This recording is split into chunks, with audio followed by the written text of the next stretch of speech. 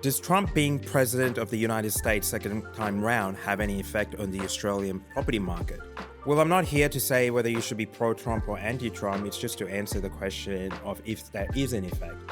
Well, if we look at some of the issues that America's had and compared to Australia, in the last 4 years, America has gone through a massive migration influx, and obviously Trump's going on about the illegal migrants that came in. The second part is they've had a housing crisis, which has also happened. They've had a third problem, which is the cost of living crisis. So if you look at those 3 points, cost of living, migration, and compare that to Australia, and with inflation and interest rates, they're very similar issues. The change I believe that's going to happen is that what we're seeing in America is that it's a new breath of fresh air. It might not be new for some because they've seen them before, but it is still new for most, and that's why he got elected in. And that to me is about confidence.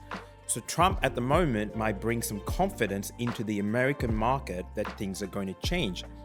And that does have a direct impact in Australia, because Australia in the last 4 years post-COVID has gone through 600,000 new migrants, has gone through a housing crisis, a rental crisis, and a cost of living crisis. And with inflation going up and then interest rates going up, so you can see that there are similar challenges. So what that means is I believe when Trump gets elected, and now it's about to happen in a month or so, is that we're going to see more confidence in the Australian property market or share market or the economy markets anyway in general. And so I believe that there is going to be an upward trend with demand for property.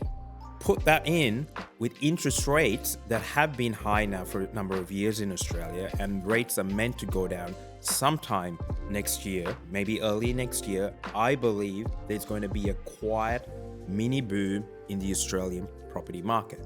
Lastly, we have a federal election next year also.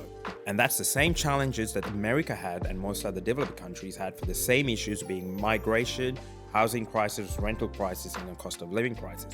And maybe we may see a change in government next year tackling the same issues that Trump tackled. And that will instill more confidence into the Australian property market next year, 2025.